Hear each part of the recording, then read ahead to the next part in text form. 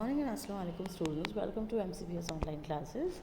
In my previous video you all know I have completed first part of this chapter, the ashes made the trees bloom, and let's begin the second part of this chapter. Not long after that, the good old man dreamed again, and the spirit of dog spoke to him, telling him how the wicked people had burned the mill made from the pine tree. Take the ashes of mill, sprinkle them on the withered trees, and they will bloom again, said the dog spirit. First part में जो है dog जब मर जाता है तो वो अपने मास्टर के ख्वाब में आता है और ख्वाब में बोलता है कि आप पाइन ट्री से एक मिल बनाइए और एक मोटा बनाइए, एक बोल बनाइए।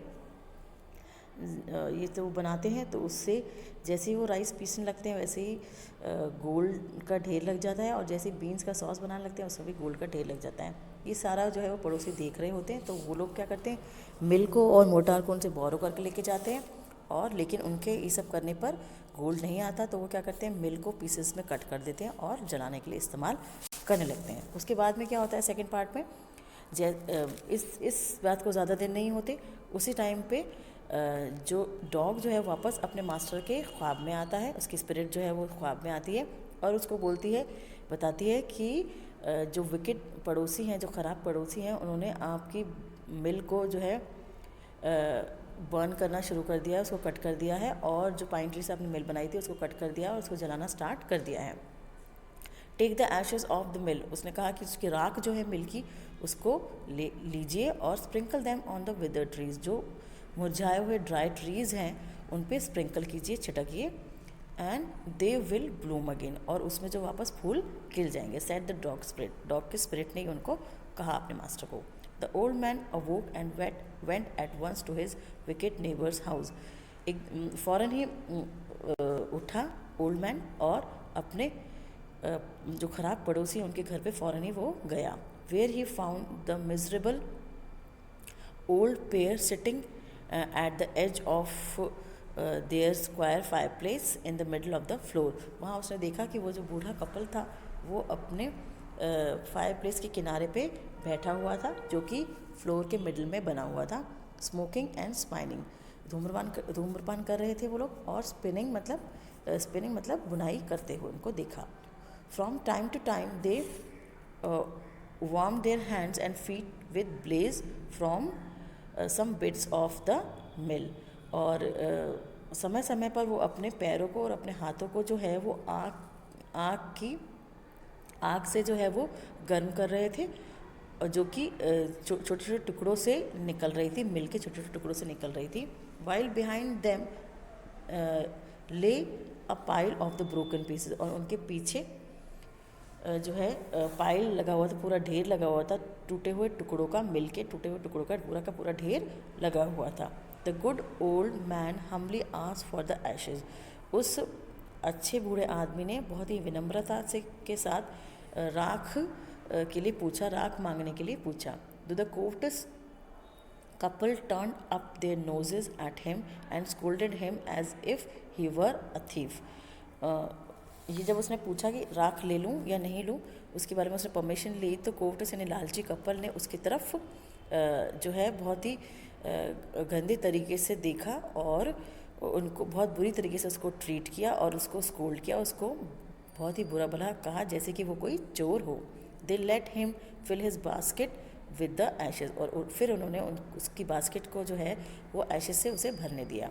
On coming home the old man took his wife into the garden, it being winter their favourite cherry tree was bare, और घर आने के साथ ही उसने अपनी वाइफ को, ओल्ड मैन जो है अपनी वाइफ को लेकर गया अपने गार्डन में।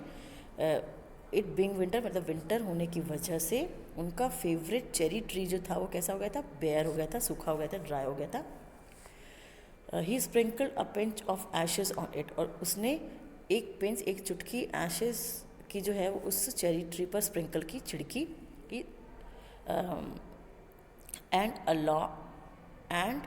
And low it sprouted blossoms until it became a cloud of pink blooms which perfumed the air. जैसे उन्होंने वो छिड़का वैसे ही उस पर जो है उसमें ना फूल खिलना शुरू हो गए, वो खिल उठा और जब तक खिलता रहा जब तक कि उसके आसपास एक पिंक ब्लूम्स का एक क्लाउड सा बन गया जिसने पूरे एयर को परफ्यूम कर दिया, खुशबू से महका दिया। The news of this filled the village and everyone ran out to see the wonder.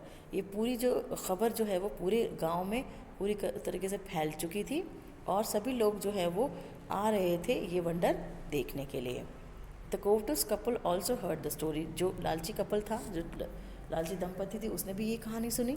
And gathering up the remaining ashes of the mill kept them to make withered trees blossom.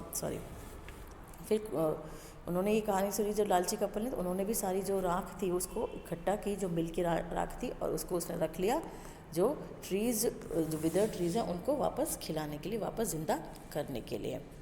The kind old man hearing that his lord daimyo was to pass along the high road near the village